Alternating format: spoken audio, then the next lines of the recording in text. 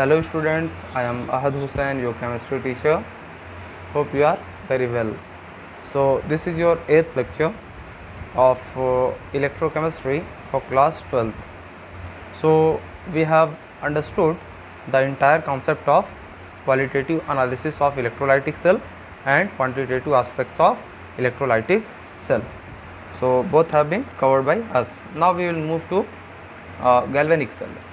In 12th standard, first we will understand galvanic cell and then we will go to electrolytic cell, but I have taught you that in my way. Okay, तो पहले हम लोगों ने क्या देख लिया, electrolytic cell देख लिया, ठीक है ना बच्चों, कोई बात नहीं है, आप पहले गैल्वेनिक सेल पढ़िए, पहले इलेक्ट्रोलाइटिक सेल पढ़िए, कोई बात नहीं है, ठीक है, लेकिन पहले क्या पढ़ाया जाता है, गैल्वेनिक सेल। इलेक्ट्रोलाइटिक सेल थोड़ा सा मुझे पहले सूटेबल लगा आपको समझाना, इसलिए मैंने उसको पहले समझा दिया, ठीक है। चलिए अब यहाँ से आपको एकदम आसानी हो जाएगी, कोई बहुत ज़्यादा कॉम्प्लिकेशन आएगी नहीं, ठीक है ना, थोड़ा सा टर्मिनोलॉजी बदल जाएगी बस, है ना, जिसको हम लोग कैथोड कहते थे वो एनोड हो जाएगा, जिसको एनोड कहते थे वो कैथोड हो जाएगा, है ना। और इसके आगे थोड़ा सा हम लोग साल्ट ब्रिज का केस देखेंगे कि दो जो है कैसे साल्ट ब्रिज का हम लोग यूज करते हैं, वो भी हम लोग देखेंगे क्या क्या उसका यूजेज होता है, ठीक है, और क्यों लगाना पड़ता है, क्यों ज़रूरत पड़ती है। इलेक्ट्रोलाइटिक सेल में हम क्या कर रहे थे बच्चों, एक बैटरी लगा रहे थे, है ना, इलेक्ट्रिकल एनर्जी दे रहे थे और केमिकल रिएक्शन हो रही थी। इसका मतलब इलेक्ट्रिकल एनर्जी को हम किस में कन्वर्ट कर रहे थे, केमिकल एनर्जी में। इलेक्ट्रिकल एनर्जी को केमिकल एनर्जी में चेंज करने के लिए हम लोग क्या पढ़ चुके हैं, इलेक्ट्रोलाइटिक सेल। अब गैल्वेनिक सेल में क्या होगा, इसमें क्या होता है बच्चों, केमिकल एनर्जी हो, मतलब केमिकल रिएक्शन होगा, उससे कुछ एनर्जी बनेगी और उसको हम लोग इलेक्ट्रिकल एनर्जी में कन्वर्ट कर लेंगे, ठीक है बच्चों, इस बात को समझिए। इन गैल्वेनिक सेल, इलेक्ट्रोलाइटिक सेल में क्या होता है, electrical energy is converted to chemical energy, और गैल्वेनिक सेल में क्या होता है, chemical energy is converted into electrical energy, ठीक है। मतलब इनपुट में हम इसको केमिकल एनर्जी देंगे, केमिकल एनर्जी देने का मतलब क्या है, कोई रिएक्शन करवाएंगे।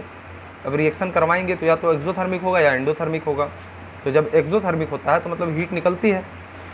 अब अगर कोई ऐसा केमिकल रिएक्शन हो रहा है तो उसमें से अगर हीट निकल रही तो उस हीट को हम लोग कन्वर्ट कर लेंगे किस में, इलेक्ट्रिकल एनर्जी में। तो हम लोग को गैल्वेनिक सेल में बेसिकली यही पढ़ना है, ठीक है। चलिए तो हम लोग पहला देख चुके हैं, 2 पॉइंट देख लेते हैं गैल्वेनिक सेल के बारे में, बेसिक्स। केमिकल एनर्जी को इसमें किस में कन्वर्ट किया जाता है, इलेक्ट्रिकल एनर्जी में, मतलब केमिकल रिएक्शन होती है और इलेक्ट्रिकल एनर्जी में उसको हम लोग कन्वर्ट कर लेते हैं। जो केमिकल रिएक्शन के दौरान हीट निकलती है ना, उसका यूज किस में कर लेते हैं, इलेक्ट्रिकल एनर्जी में। मतलब फाइनली केमिकल एनर्जी किस में कन्वर्ट हो जाती है, इलेक्ट्रिकल एनर्जी में, ठीक है बच्चों।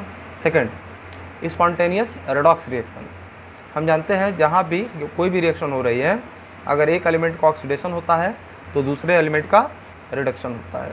तो simultaneous oxidation and reduction in a reaction is called redox reaction, ठीक है। कोई रिएक्शन ऐसी हो रही है जिसमें ऑक्सीडेशन भी हो रहा है किसी एलिमेंट का, किसी का रिडक्शन भी हो रहा है, तो उसको क्या बोलते हैं, रेडॉक्स रिएक्शन बोलते हैं, और ये हम पहले भी पढ़ा चुके हैं। देखिए जैसे क्या होता है, सोडियम सॉलिड के फॉर्म में रहता है, क्लोरीन गैस के फॉर्म में रहता है, ठीक है बच्चों। जब ये रिएक्ट करता है तो क्या देता है, NaCl सॉलिड या एक्वस इसको बोलते हैं, है ना, एक्वस बोलते हैं, पानी में होती है रिएक्शन, है ना। तो ये NS जो सॉलिड था इसको हमने पानी में डाला और क्लोरीन को पानी में डाला, न्यूट्रल होता है अपने नेटिव स्टेट में, मतलब जीरो चार्ज होता है इस पे भी जीरो होता है, इसका कोई ऑक्सीडेशन नंबर नहीं होता है ना, कोई ऑक्सीडेशन स्टेट में नहीं है। जब अपने नेचुरल फॉर्म में है तो उस एलिमेंट पे कोई भी चार्ज नहीं होता है। और हम लोग रेडॉक्स रिएक्शन जानते हैं, charge develop on an atom when it is in combination. जब कंबाइन रहता है तभी उस पर चार्ज डेवलप होगा। It may be real, may be imaginary. Real कब होगा बच्चों, जब आयनिक बॉन्ड बनेगा। देखिए एक मेटल होगा, एक नॉन मेटल होगा, आयनिक बॉन्ड बनेगा, तो यहाँ पे इस पे Na पे प्लस आएगा और Cl पे माइनस आएगा, ये रियल होता है। मेटल और नॉन मेटल जब कंबाइन होते हैं तो रियल में चार्ज बनता है, मतलब इलेक्ट्रॉन ट्रांसफ़र होता है। सोडियम कंप्लीट 1 इलेक्ट्रॉन देगा क्लोरीन को, क्लोरीन 1 इलेक्ट्रॉन लेकर के Cl माइनस बनाएगा और सोडियम प्लस में रहेगा, ठीक है ना। और कोवेलेंट बॉन्ड में क्या होता है बच्चों, वहाँ पे चार्ज इमेजनरी होता है। जैसे H2O में यहाँ पे इलेक्ट्रॉन की डेंसिटी को ये ज़्यादा इलेक्ट्रोनेगेटिव होने की वजह से अपनी तरफ खींच लेता है, जिसकी वजह से इस पर पार्शियल नेगेटिव और इस पर पार्शियल पॉजिटिव आ जाता है। तो इसको 1 चार्ज मान लेते हैं, -1, और इसको -+1 मान लेते हैं ना। तो इस तरीके से हम लोग डिफाइन करते हैं। जब नॉन मेटल जुड़ा रहेगा तो इमेजिनरी चार्ज डेवलप होगा, जब मेटल और नॉन मेटल जुड़ेंगे तो रियल चार्ज डेवलप होगा। इस केस में कंप्लीट ट्रांसफ़र ऑफ इलेक्ट्रॉन होता है, और कोवेलेंट बॉन्ड में सिर्फ इलेक्ट्रॉन की डेंसिटी को अपनी तरफ ज़्यादा इलेक्ट्रोनेगेटिव एलिमेंट खींच लेता है थोड़ा सा। इस वजह से पार्शियल चार्ज जनरेट होता है, ताकि हम लोग सारे कॉन्सेप्ट को वेल डिफाइंड वे में समझ सकें। इसलिए ये इमेजिनरी होने के साथ साथ हमारे लिए बहुत इंपॉर्टेंट भी है समझना, ठीक है। ऑक्सीडेशन नंबर वगैरह आप लोगों को मैं पढ़ा चुका था शुरू में ही, फर्स्ट लेक्चर में ही बताया था क्या होता है ऑक्सीडेशन, रिडक्शन। 11th का टॉपिक है बेसिकली, लेकिन 12th के इलेक्ट्रोकेमिस्ट्री में यूज होता है, ठीक है बच्चों। चलिए अब कह रहा है spontaneous redox reaction. Redox reaction तो समझ चुके हैं। रिडॉक्स रिएक्शन में क्या होता है, simultaneous oxidation and reduction. Simultaneous मतलब एक साथ किसी एक ही रिएक्शन में दो एलिमेंट हैं। देखिए ये रिएक्शन थी ना, इसमें दो अलग अलग एलिमेंट थे। इसका क्या हुआ, Na से Na+ में गया, Cl से Cl- में गया, Na + Cl- मिल करके NaCl बना लिए। तो Na का क्या हुआ, ऑक्सीडेशन हुआ। मीनवाइल क्लोरीन का क्या हुआ, रिडक्शन हुआ। एक ही रिएक्शन में साइमल्टेनियस ऑक्सीडेशन हो रहा है और रिडक्शन हो रहा है, ठीक है ना। इसको इसलिए क्या कहते हैं, इस रिएक्शन को रिडॉक्स रिएक्शन। अगर ये रिएक्शन अपने आप हो जा रही है ना, कोई हीट नहीं देना पड़ रहा है, कुछ नहीं देना पड़ रहा है, तो ये क्या होगा बच्चों, स्पॉन्टेनियस रिएक्शन कहलाएगी। बात समझ में आ रही है। अगर हमको कोई रिएक्शन लगातार हीट देनी पड़ रही है, मतलब जैसे हम लोग इलेक्ट्रोलाइटिक सेल में क्या पढ़े थे, कॉन्स्टेंटली हम लोग इलेक्ट्रिसिटी मतलब इलेक्ट्रिकल एनर्जी दे रहे थे तब रिएक्शन हो रही थी। यहाँ जो गैल्वेनिक सेल में पढ़ेंगे वो स्पॉन्टेनियस होगी, मतलब अपने आप होगी। वहाँ क्या था, नॉन स्पॉन्टेनियस हम लोग देख रहे थे ना, देनी पड़ रही थी इलेक्ट्रिकल एनर्जी तब रिएक्शन हो रही थी। यहाँ क्या है, रिएक्शन हो जाएगी और हमको क्या मिलेगा, एनर्जी मिल जाएगी, ठीक है ना। तो अपने आप रिएक्शन होगा, वहाँ कराना पड़ रहा था, इसलिए जब अपने आप होता है उसको स्पॉन्टेनियस रिडॉक्स रिएक्शन कहते हैं। ऐसी रिडॉक्स रिएक्शन जो अपने आप हो रही है उसको हम लोग स्पॉन्टेनियस रिडॉक्स रिएक्शन कहते हैं। यहाँ पे हीट देना नहीं पड़ रहा, अगर हीट देना होता तो यहाँ पे डेल्टा का साइन लगाते हैं, ठीक है। तो गैल्वेनिक सेल में सेकंड पॉइंट ये भी कवर हो गया कि स्पॉन्टेनियस रिडॉक्स रिएक्शन हो रही है। जब भी स्पॉन्टेनियस रिडॉक्स रिएक्शन होती है तो हीट क्या होती है, लिबरेट होती है, और हीट लिबरेट होती है डेल्टा जी माइनस नेगेटिव हो जाता है, मतलब गिव्स फ्री एनर्जी चेंज जो होता है वो नेगेटिव हो जाता है, ठीक है। ये 11th का थर्मोडायनेमिक्स का कॉन्सेप्ट है। अगर ये नहीं समझ में आ रहा तो बस ये समझिए कि स्पॉन्टेनियस रिएक्शन जहाँ भी होती है वहाँ पे गिव्स फ्री एनर्जी नेगेटिव हो जाती है, ठीक है ना। कुछ वैल्यू होगी, हर रिएक्शन की गिव्स फ्री एनर्जी अलग अलग होती है बच्चों। तो NaCl के केस में अलग होगा, मान लीजिए H2 + I2 मिल करके अगर HI बना रहे हैं तो उसके केस में जो change in gives free energy है वो अलग होगा, है ना। इसकी वैल्यू अलग अलग होती है। तो कहीं पे अगर मान लीजिए सिस्टम एनर्जी को ऑब्टेन कर रहा मतलब पा रहा है तो डेल्टा जी पॉजिटिव होता है, सिस्टम एनर्जी निकाल रहा है तो डेल्टा जी नेगेटिव होता है। अगर स्पॉन्टेनियस रिडॉक्स रिएक्शन है मतलब अपने आप हो रही है तो वो हीट निकालेगी अपने में से, यानी एक्सोथर्मिक होगी, और एक्सोथर्मिक के लिए डेल्टा जी नेगेटिव हो जाता है, मतलब गिव्स फ्री एनर्जी चेंज क्या हो जाता है, नेगेटिव। गिव्स फ्री एनर्जी नहीं, ये डेल्टा का मतलब यहाँ पे क्या है, change. Gives free energy change negative होता है, ठीक है। हर एलिमेंट का अपना कुछ गिव्स फ्री एनर्जी होता है ना, उसमें कितना चेंज आया, उस रिएक्शन के दौरान कितना चेंज आया, उसी को हम लोग गिव्स फ्री एनर्जी चेंज बोलते हैं। जैसे इंटरनल एनर्जी होती है ना बच्चों, जिसको यू से या ई से डिनोट करते थे हम लोग 11th के थर्मोडायनेमिक्स में, तो वहाँ पे हम देखते थे ये कि जो इंटरनल एनर्जी है वो मेज़र नहीं की जा सकती थी, है ना। वो बता नहीं सकता कोई कि किस किस तरह की आपके अंदर, अगर आपकी बात करें, हम एटम मॉलिक्यूल पे ना जाएं, आप ही की बात करें तो कितनी तरह की आपके अंदर एनर्जी है ये कोई बता नहीं सकता है, लेकिन कितना चेंज आया ये बता सकता है, ठीक है ना। ये कॉन्सेप्ट हम लोग थर्मोडायनेमिक्स से लाए हुए हैं। तो गिव्स फ्री एनर्जी चेंज के बारे में आप लोग को इतना बता दिए। अगर नहीं समझ में आया तो बस इतना समझिए कि स्पॉन्टेनियस रिडॉक्स रिएक्शन होती है जिसमें डेल्टा जी नेगेटिव होता है। केमिकल एनर्जी को हम लोग इलेक्ट्रिकल एनर्जी में कन्वर्ट कर लेते हैं। चलिए ये तो बात हो गई गैल्वेनिक सेल की छोटी सी। अब हम लोग आगे देखेंगे इसके कंस्ट्रक्शन पार्ट को कि कैसे ये कॉन्सेप्ट आया कि हम लोग केमिकल एनर्जी को इलेक्ट्रिकल एनर्जी में कन्वर्ट कर लें, कैसे ये थॉट आया, ठीक है बच्चों। तो एक साइंटिस्ट थे, उन्होंने एक एक्सपेरिमेंट किया। एक्सपेरिमेंट नहीं कर रहे थे वो, बेसिकली क्या किए कि एक उनके पास कंटेनर था, कंटेनर में कुछ सोल्यूशन पड़ा था। सोल्यूशन किसका था, CuSO4 का, मतलब उसमें पानी था और उन्होंने कुछ CuSO4 का डाल दिया इसमें। अब साइंटिस्ट लोग एक्सपेरिमेंट करते रहते हैं, है ना, तो कुछ और कर रहे होंगे और हो कुछ और गया, लेकिन बहुत अच्छी चीज़ हुई, है ना। देखिए क्या हुआ। तो एक साइंटिस्ट थे, उन्होंने एक कंटेनर लिया, ऐसे समझिए एक कंटेनर लिया और इसमें पानी है, ठीक है ना।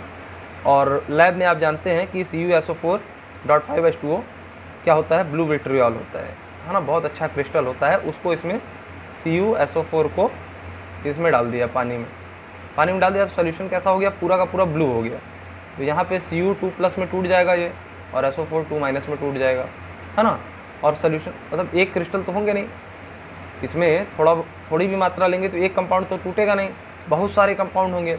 तो मिलियन बिलियंस ऑफ CuSO4 जो है इसमें जा करके Cu2+ और SO4 2- में टूट जाएंगे इस कंटेनर, और ये कैसा हो जाएगा, ब्लू हो जाएगा।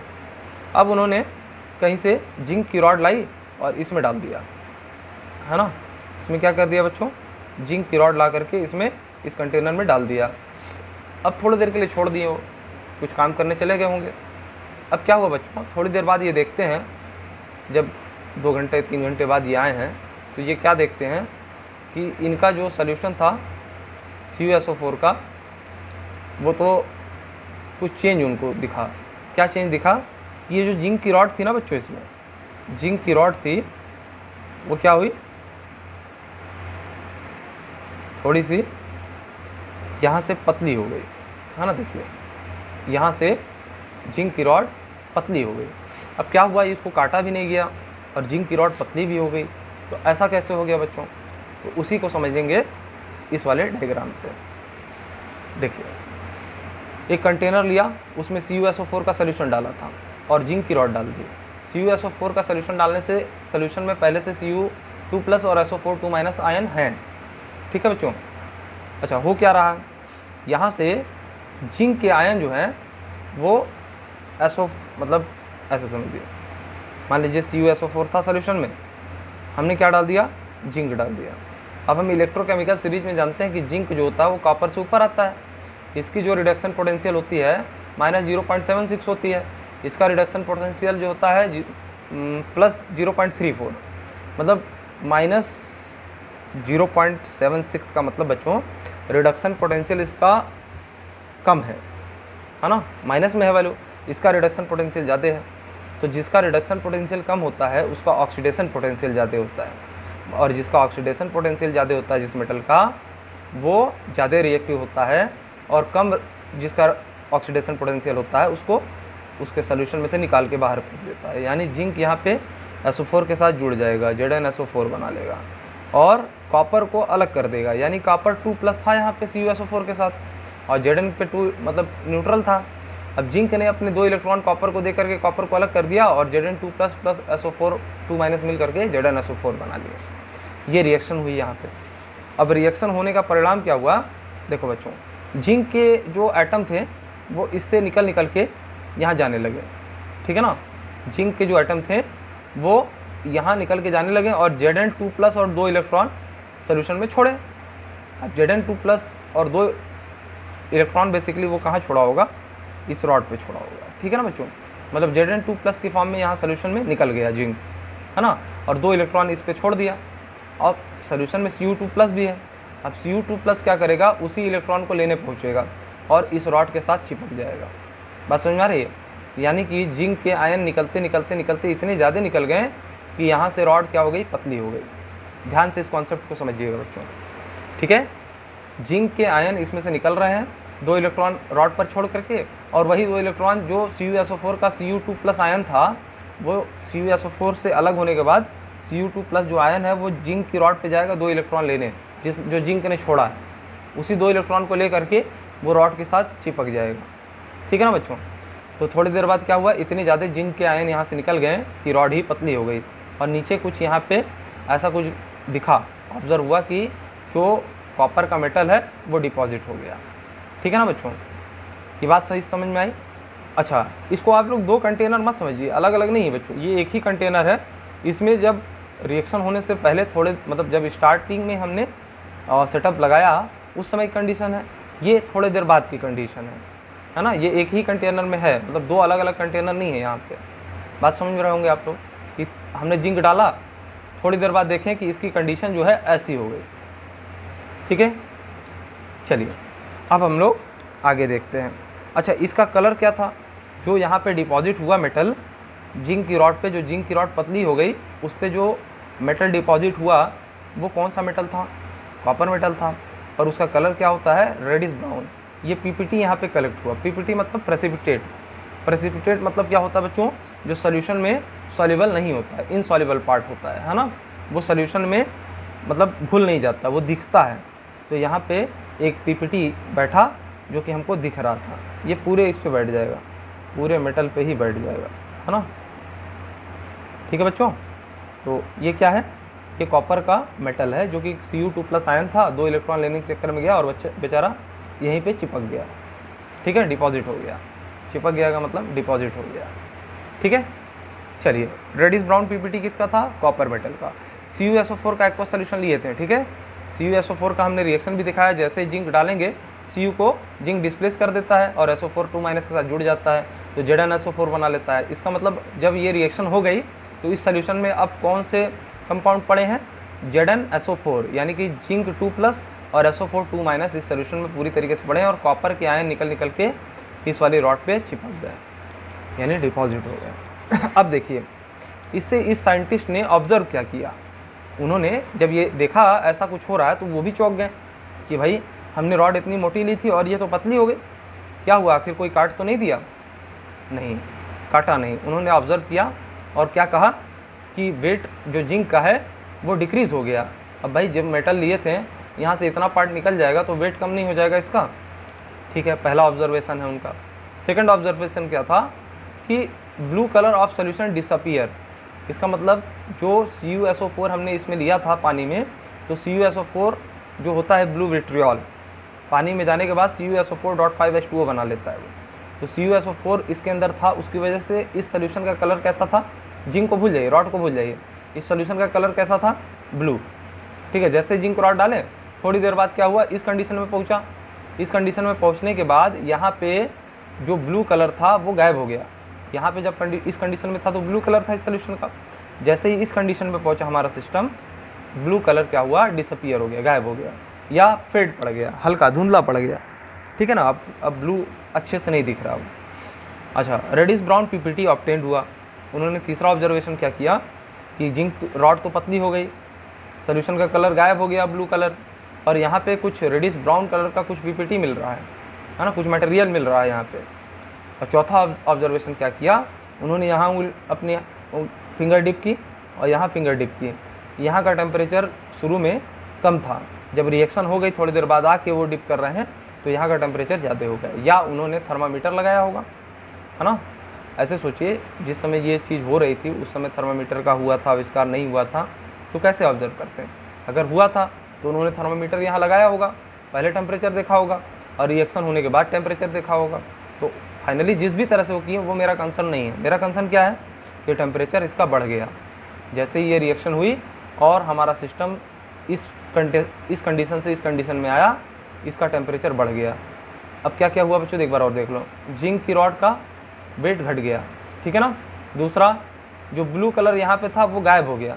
तीसरा, यहाँ पे रेडिश ब्राउन कलर का पीपीटी डिपॉजिट हो गया। और चौथा, यहाँ जो टेम्परेचर था वो बढ़ गया थोड़ा सा इस कंडीशन में आने के बाद। ठीक है बच्चों, काफ़ी अच्छे से आप लोग समझ लिए होंगे। अब हम लोग आगे मूव करते हैं। After observation he made a conclusion.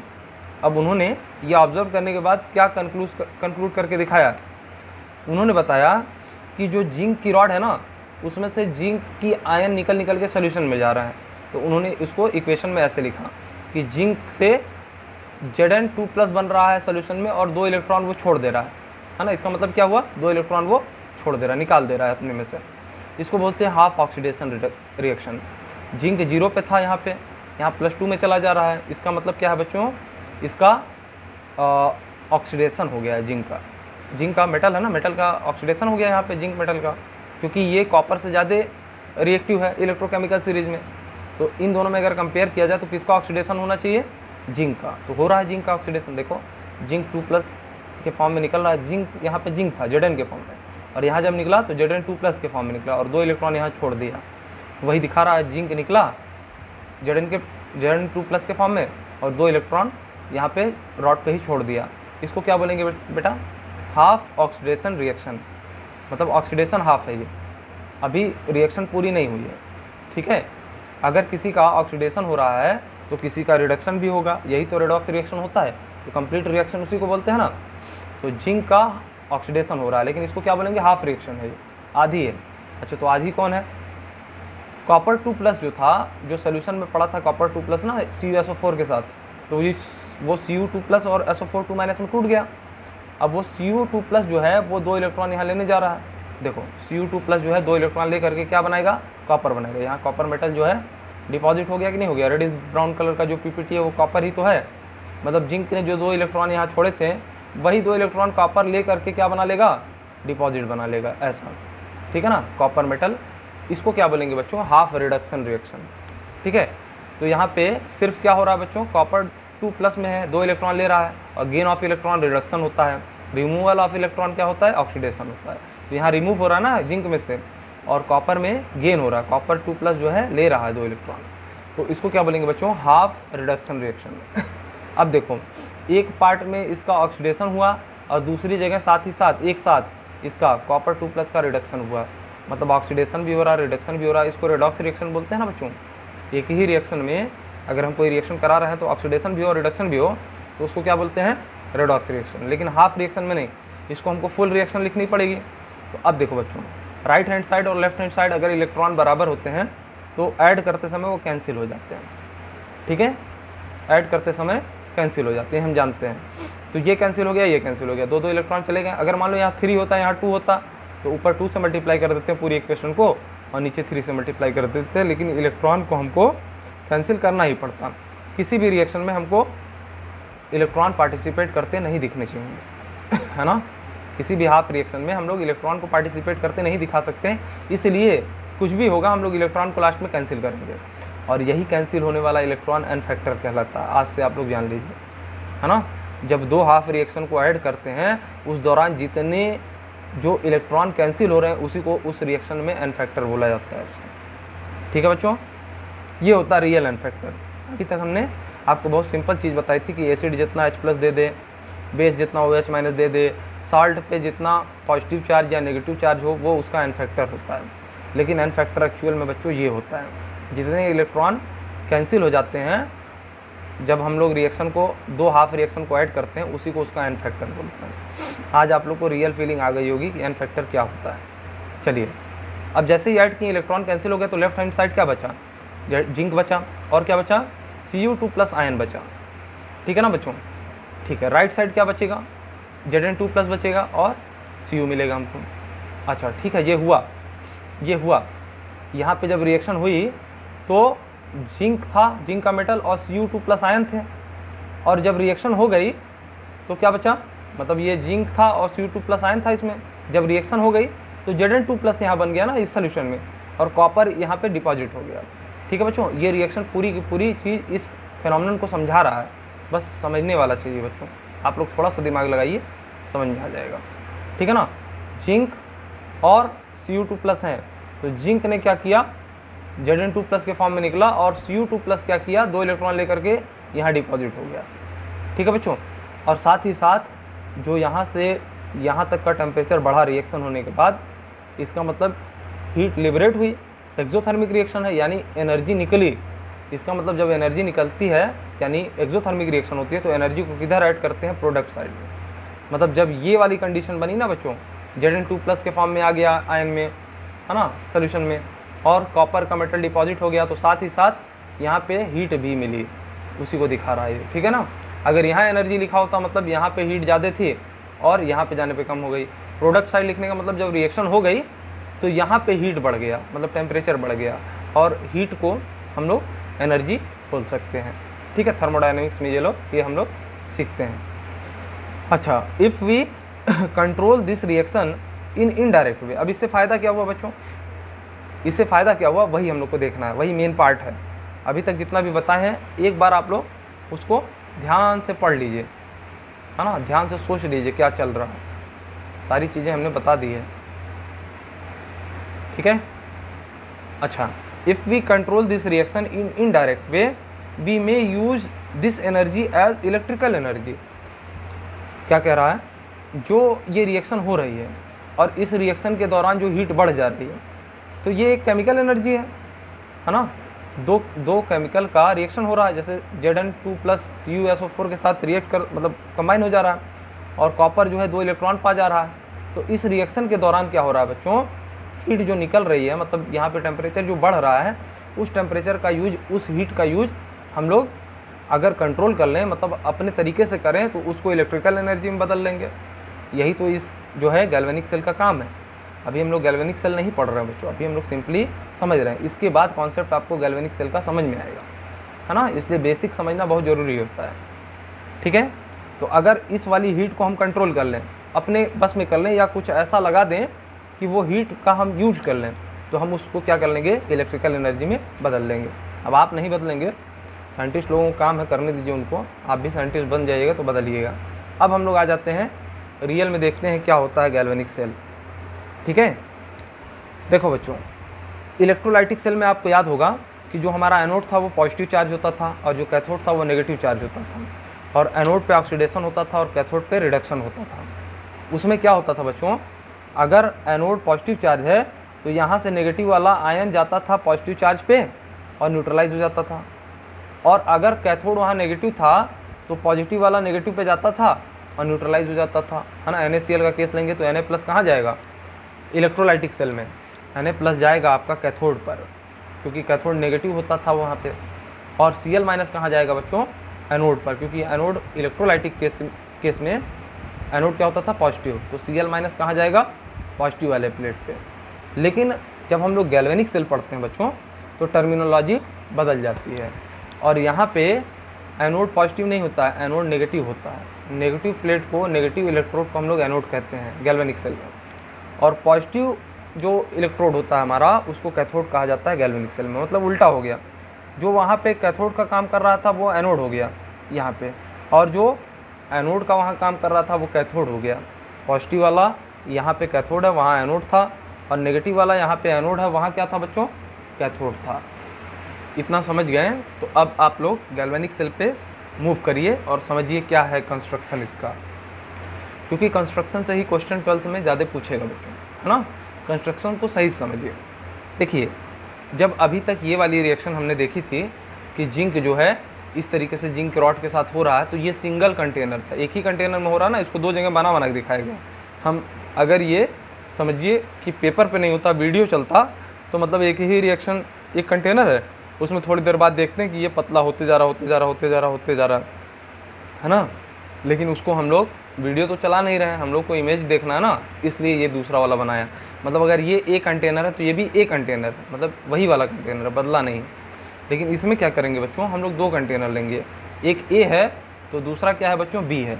समझ गए, ए बी इसलिए लिख दें ताकि समझ जाइए कि ये अलग है, ये अलग है। यहाँ पे कोई एक कंटेनर नहीं है, यहाँ दो इलेक्ट्रोड है ना, एक इसका है और एक इसका है। ये वाला क्या है, एनोड है, ये वाला क्या है, कैथोड है। अच्छा, एक खास बात जानिए बच्चों, इलेक्ट्रोलाइटिक सेल जो बना रहे थे और गैल्वेनिक सेल में एक कॉमन चीज़ है, वहाँ भी कैथोड पर रिडक्शन हो रहा था और एनोड पर क्या हो रहा था, ऑक्सीडेशन हो रहा था। मैंने शुरू में ही बताया था कि आप लोग पॉजिटिव और नेगेटिव से याद मत करिए, क्योंकि दो तरह के सेल इलेक्ट्रोकेमिस्ट्री में पढ़ने हैं, है ना।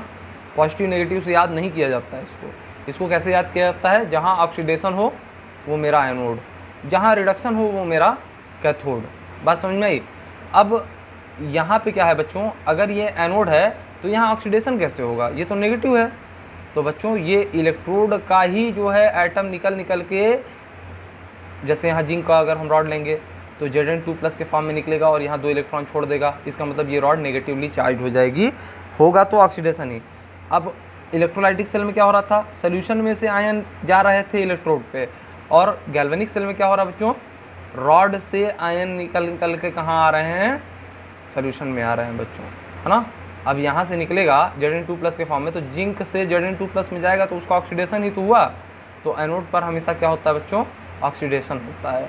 ये सोल्यूशन के भी एलिमेंट का हो चाहे हमारे रॉड का भी होगा तो ऑक्सीडेशन कहाँ पर, एनोड पर हमेशा, चाहे इलेक्ट्रोलाइटिक सेल लीजिए चाहे आप लोग गैल्वेनिक सेल लीजिए। ये बात क्लियर होनी चाहिए।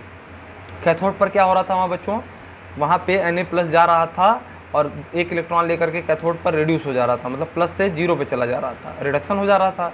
यहाँ पे क्या होगा बच्चों, जो Cu2+ आयन है ना, Cu2+ आयन जो है वो क्या करेगा, ये जो इलेक्ट्रॉन यहाँ पे दे दिया था जिंक, यहाँ Zn2+ के फॉर्म में निकल गया था, यहाँ इलेक्ट्रॉन एक्सेस हो गया। अब इलेक्ट्रॉन यही टहल करके इधर से आएगा, है ना, कनेक्शन है ना, वो इलेक्ट्रॉन यहाँ आएगा, उसी इलेक्ट्रॉन को लेने के लिए कौन भागेगा, Cu2+ भागेगा। और Cu2+ जैसे ही भागा वो वाला इलेक्ट्रॉन न्यूट्रलाइज हो गया और ये वाला पॉजिटिव का पॉजिटिव चार्ज रह गया। बात समझ में आई। ये नेगेटिव क्यों है, क्योंकि इलेक्ट्रॉन यहाँ पे जिंक दे रहा है और यही इलेक्ट्रॉन इधर जा रहा है ना, क्योंकि ये पॉजिटिवली चार्ज है, इधर इसलिए मूव करता है। यहाँ जैसे मूव करके इलेक्ट्रॉन की एक्सेस होती है, ये Cu2+ जा करके उसी इलेक्ट्रॉन को लेकर के यहाँ पे डिपॉजिट हो जाता है। बात समझ में आ गई। तो हुआ क्या, Cu2+ Cu में कन्वर्ट हो गया।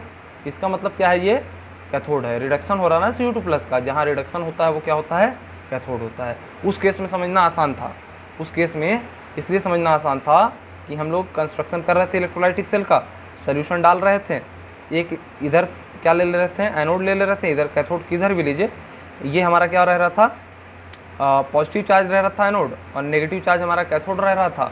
NaCl का सोल्यूशन जैसे डालें तो Na+ और Cl- में टूट गया, तो प्लस वाला किधर जा रहा था, कैथोड पर, और माइनस वाला कहाँ जा रहा था, एनोड पर।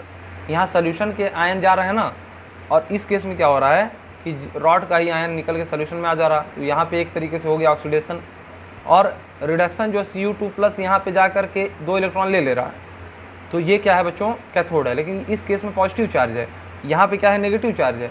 यहाँ अपना खुद का इलेक्ट्रॉन है जो कि बैटरी से आया है, इसको हम लोग कनेक्ट करते थे ना बैटरी से, ऐसे करके ले जा करके बैटरी के नेगेटिव और पॉजिटिव टर्मिनल से हम लोग कनेक्ट कर दे रहे थे, है ना। तो वो बैटरी का इलेक्ट्रॉन यहाँ आ रहा था और यहाँ पे किसका इलेक्ट्रॉन, देखिए कोई बैटरी नहीं लगाया है, यहाँ पे किसका इलेक्ट्रॉन मूव कर रहा है, इस जिंक का जो 2 इलेक्ट्रॉन छोड़ा है वो मूव करके इधर जा रहा है, ठीक है ना। वही 2 इलेक्ट्रॉन कौन पा रहा है, Cu2+ पा रहा है। तो मतलब कैथोड पर रिडक्शन हो रहा है और एनोड पर जिंक का जो रॉड के फॉर्म में है वो जिंक का Zn2+ के फॉर्म में ऑक्सीडेशन हो जा रहा है, ठीक है बच्चों। अब यहाँ बैटरी नहीं लगाए, खास बात देख रहे हैं, बैटरी ना लगाने के बावजूद अगर यहाँ बीच में हमने बल्ब लगा दिया तो बल्ब ग्लो करेगा। इसका मतलब जो केमिकल रिएक्शन यहाँ हो रही थी उससे जो एनर्जी निकल रही है, मतलब इलेक्ट्रॉन मूव कर रहा है, तो करंट भी होगा ना इसमें। जब इलेक्ट्रॉन मूव करता है किसी भी, मतलब हम कैसे समझे, करंट क्या होता है, चार्ज का फ्लो अगर चार्ज का हो रहा तो करंट है वो, है ना बच्चों। लेकिन पॉजिटिव चार्ज जिस डायरेक्शन में मूव होता है उस डायरेक्शन में करंट होता है, जिस डायरेक्शन में इलेक्ट्रॉन मूव करता है नेगेटिव चार्ज, उसके अपोजिट डायरेक्शन में करंट की डायरेक्शन होती है। यानी इलेक्ट्रॉन यहाँ से निकल के अगर इधर जा रहा है तो करंट की डायरेक्शन इधर होगी, ठीक है बच्चों। तो अब क्या करेगा, बल्ब अगर रास्ते में हमने लगा दिया तो अगर इलेक्ट्रॉन जाएगा यहाँ से तो क्या करेगा, फ्रिक्शन जनरेट करेगा इसके अंदर। अब होता है रेजिस्टेंस वगैरह लगा करके, ये सब आप लोग पढ़ेंगे इलेक्ट्रिसिटी में, आपके 12th में ही है, आपको ये फिजिक्स वाले सर पढ़ाएंगे, ठीक है। ये जानते होंगे कि आप लोग जब भी यहाँ से मूव करेगा इलेक्ट्रॉन तो बल्ब क्या करेगा, ग्लो करेगा। अब चाहे हम बैटरी लगा के इलेक्ट्रॉन फ्लो कराएं या रिएक्शन करा के इलेक्ट्रॉन फ्लो कराएं, फ्लो हो रहा अगर इसके बीच में से तो बल्ब ग्लो करेगा बच्चों, ठीक है। अब गैल्वेनिक सेल में क्या होता है बच्चों, एनोड नेगेटिव होता है, कैथोड पॉजिटिव होता है, ये याद होना चाहिए। इलेक्ट्रोलाइटिक सेल में क्या हो रहा था, एनोड पॉजिटिव हो रहा था और कैथोड नेगेटिव हो रहा था, ठीक है बच्चों। ये सारा कंस्ट्रक्शन आप लोग समझ चुके हैं, है ना। अब चलिए देखिए, इसको क्या बोलेंगे बच्चों, जिंक के रॉड में से जिंक का Zn2+ के फॉर्म में निकलना और 2 इलेक्ट्रॉन का यहाँ छोड़ना, इसको हम लोग हाफ ऑक्सीडेशन रिएक्शन कहते हैं कि नहीं। जिंक जो है Zn2+ के फॉर्म में रहेगा, 2 इलेक्ट्रॉन छोड़ देगा। कब छोड़ेगा बच्चों, जब हम लोग सोल्यूशन को कंडक्टर बनाएं तब तो, है ना। कैसे बनेगा, ZnSO4 का जो है हम लोग सोल्यूशन लेंगे। पिछले वाले केस में सिर्फ क्या ले रहे थे, CuSO4 ले रहे थे और उसमें जिंक डाल रहे थे। यहाँ पे क्या किए हैं, ZnSO4 मतलब पानी लिए, उसमें जिंक सल्फेट डाल दिए, है ना। यानी ये सोल्यूशन भी ZnSO4 का है और रॉड भी जिंक की है। तो जिंक में से Zn2+ के फॉर्म में निकलेगा और 2 इलेक्ट्रॉन यहाँ छोड़ देगा। इस वाले में क्या हुआ, ये Cu2+ क्या करेगा, 2 इलेक्ट्रॉन लेकर के Cu में कन्वर्ट हो जाएगा, है ना। इस सोल्यूशन को किसका लिए थे हम लोग, पानी लिए थे, उसमें क्या डाल दिए थे, CuSO4 यानी कॉपर सल्फेट डाल दिए थे। इसमें जिंक सल्फेट डाले इस सोल्यूशन में और इस वाले में कॉपर सल्फेट डाले हैं। तो यहाँ पे क्या हो रहा है, हाफ रिडक्शन रिएक्शन हो रही है। Cu2+ 2 इलेक्ट्रॉन लेकर के रिड्यूस हो जा रहा है, इस वाले में हाफ ऑक्सीडेशन हो रहा है, इस वाले में हाफ रिडक्शन हो रहा है। यहाँ Zn 2 इलेक्ट्रॉन दे करके Zn2+ में टूट रहा है, यहाँ वही 2 इलेक्ट्रॉन लेकर के Cu2+ जो है वो Cu के फॉर्म में कन्वर्ट हो जा रहा है। इसका हो जा रहा है रिडक्शन। तो ये हाफ ऑक्सीडेशन, ये हाफ रिडक्शन। बात समझ में आ गई होगी कैसे हुआ। ठीक है बच्चों, अब देखिए bulb glow only for 3 to 4 minute. ये बल्ब ग्लो तो किया, जला तो, लेकिन 3 से 4 मिनट तक जला। अब साइंटिस्ट लोग परेशान कि 3 ही 4 मिनट के लिए जल रहा है, घर में तो हमको उजाला बहुत देर के लिए चाहिए, है ना। जब हमारा इतना ज़्यादा इलेक्ट्रिसिटी की सुविधा नहीं थी, या हमको क्या बनाना था, मान लो टॉर्च बनाना था या कुछ भी ऐसा बनाना था बच्चों जिसमें इस सेल का यूज हो सके, उसमें अगर 2 ही 3 मिनट के लिए 4 मिनट के लिए जलेगा, मान लिया हम टॉर्च लेके गए 4 ही मिनट काम कर रहा है, तो हमारे किस काम का है बच्चों। रात में गए खेत में, पता चला कि सांप आया और जैसे जलाएं 3-4 मिनट के बाद हमारा बैट जो है जो टॉर्च है हमारा काम करना बंद कर दिया, तो मेरे काम का ही नहीं रह गया ये। उसका जो साइंटिस्ट की मेहनत थी वो काम तो आई कि बल्ब जला, लेकिन कितने मिनट के लिए, 3 से 4 मिनट के लिए। ठीक है, ये बात समझ में आ रही, ये प्रॉब्लम हो गई अब। अच्छा पहले तो ये समझ लीजिए, अभी ये मैं प्रॉब्लम सॉर्ट आउट करूँगा आपको, इससे पहले ये समझ लीजिए कि डिफरेंस क्या होता है इलेक्ट्रोलाइटिक सेल और गैल्वेनिक सेल में। सारे डिफरेंसेस जो 3-4 हैं बता दे रहे हैं, है ना। देखो इलेक्ट्रोलाइटिक सेल जब हम पढ़ रहे थे तो उसमें इलेक्ट्रिकल एनर्जी को केमिकल एनर्जी में कन्वर्ट कर ले रहे थे, यानी कि हम अलग से बैटरी लगा रहे थे, उससे हम एनर्जी दे रहे थे और केमिकल रिएक्शन हो जा रही थी। ठीक है, यहाँ पे क्या है, केमिकल एनर्जी को इलेक्ट्रिकल एनर्जी में कन्वर्ट कर लेंगे, मतलब हमने रिएक्शन कराई और बल्ब को जला लिया। इसका मतलब केमिकल रिएक्शन जो हुई उसमें केमिकल एनर्जी निकली और इलेक्ट्रिकल एनर्जी में कन्वर्ट हो गई।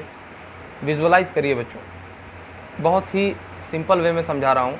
अगर इसके बाद भी कोई नहीं समझा ना बच्चों, तो ये आपके 12th के लिए अच्छी बात नहीं है, ध्यान से समझिएगा एकदम। अच्छा, जो इलेक्ट्रोलाइटिक सेल था वो नॉन स्पॉन्टेनियस रिडॉक्स रिएक्शन उसमें होती थी, मतलब अपने आप नहीं होती थी, हम लगातार एनर्जी बैटरी से दे रहे थे, है ना। और यहाँ पे क्या स्पॉन्टेनियस रिएक्शन हो रही है, मतलब रिएक्शन अपने आप हो रही है ये सारी, और हमको अपने आप एनर्जी भी मिल रही है ना।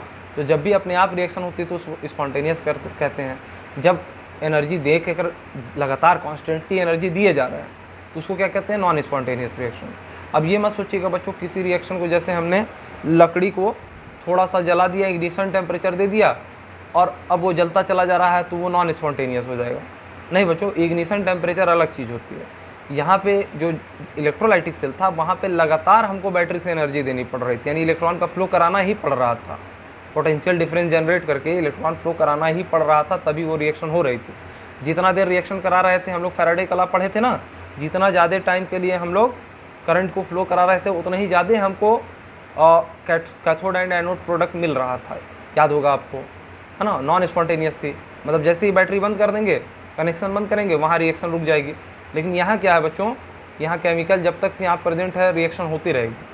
लेकिन अभी एक प्रॉब्लम आ गई, उसको सॉर्ट आउट करने के बाद प्रॉब्लम क्या आ गई कि 2-3 मिनट बाद जो है 4 मिनट बाद बल्ब ग्लो करना बंद कर दिया। ये दिमाग में आपके होना चाहिए, ठीक है। नॉन स्पॉन्टेनियस कौन थी, इलेक्ट्रोलाइटिक सेल वाली। गैल्वेनिक सेल वाली क्या है, स्पॉन्टेनियस है। अच्छा, थर्ड पॉइंट देखिए, gives free energy change positive था इलेक्ट्रोलाइटिक सेल में। जब भी नॉन स्पॉन्टेनियस रिएक्शन होती है मतलब सिस्टम को एनर्जी देनी पड़ती है, जो रिएक्शन हो रही है उसको एनर्जी दे रहे हैं। जब एनर्जी देते हैं हम सिस्टम को तो gives free energy change positive होता है, या हम ये कहते हैं कि gives free energy change greater than zero होगा। पॉजिटिव कहना या ग्रेटर देन जीरो कहना बराबर है। इसमें क्या है, ये जो स्पॉन्टेनियस रिएक्शन हो रही है मतलब एनर्जी खुद निकल रही है तो gives free energy change negative होगा, या हम ये कहें कि लेस देन जीरो होगा, है ना। बात एक ही है। चलिए, और चौथा पॉइंट याद रखिएगा कि जो इलेक्ट्रोलाइटिक सेल था उसमें एनोड मेरा पॉजिटिव था और कैथोड नेगेटिव था, और यहाँ पे गैल्वेनिक सेल में एनोड नेगेटिव है और कैथोड पॉजिटिव है। अब एक क्वेश्चन जो मैंने दिया है अभी पूछा है उसको मैंने यहाँ लिख भी दिया, देखिए ध्यान से। Think why cell stop after working 3 to 4 minutes. मतलब क्या हुआ कि ये जो बल्ब ग्लो किया सिर्फ 3-4 मिनट के लिए ही किया, ऐसा क्या रीज़न था। इसको आप लोग सोचेंगे, समझेंगे, और अगर आंसर कर सकते हैं तो कमेंट में आंसर करेंगे, है ना। मैं आज ही चाहता तो आपको आगे भी पढ़ा देता, लेकिन आगे पढ़ाने का बच्चों अभी कोई मतलब नहीं है, क्योंकि इसमें टाइम लगेगा थोड़ा सा, क्योंकि बहुत कुछ समझना है इसमें, है ना। और 5-7 मिनट का ये कॉन्सेप्ट अब नहीं है, 40 मिनट अप्रॉक्स होने वाले हैं आपके, तो ये मतलब 5-7 मिनट में नहीं कवर हो पाएगा। तो इसके लिए कम से कम अगला कॉन्सेप्ट आपको 40 मिनट का होगा, जिसमें हम लोग गैल्वेनिक सेल का पूरा कंस्ट्रक्शन समझ लेंगे और सॉल्ट ब्रिज को समझ लेंगे एक बार और। तो जो चीज़ नहीं समझ में आई होगी वो अब आगे और अच्छे से समझ में आ जाएगा। तो ये घबराइए मत बच्चों कि एक बार में हमको सर ये नहीं समझ में आया। एक बार में किसी को नहीं समझ में आता है बच्चों जल्दी, जिसको समझ में आ जाता है वो बहुत अच्छा बच्चा है, ठीक है। लेकिन ज़्यादातर जो 90% बच्चे हैं उनको एक बार में सारी चीज़ें नहीं समझ में आती हैं। तो आपको यही चीज़ अभी कंस्ट्रक्शन 1-2 बार और आएगा तो हर एक डाउट आपका क्लियर हो जाएगा, ठीक है बच्चों। तो पढ़ाई करते रहिए, टेंशन बिल्कुल मत लीजिए, मैं बहुत सिंपल वे में पढ़ाऊँगा और हर चीज़ कवर कराऊँगा, ठीक है ना। तो आप लोग ये क्वेश्चन सोच करके हमको आंसर देंगे कि क्यों, क्या हुआ ऐसा कि सेल 3-4 मिनट काम करने के बाद बंद कर दिया। और नेक्स्ट लेक्चर में इसका मैं आंसर भी दूंगा। अगर कोई बच्चा कर सकता है आंसर तो कर देगा, ठीक है। पढ़ाई करते रहिए, धन्यवाद।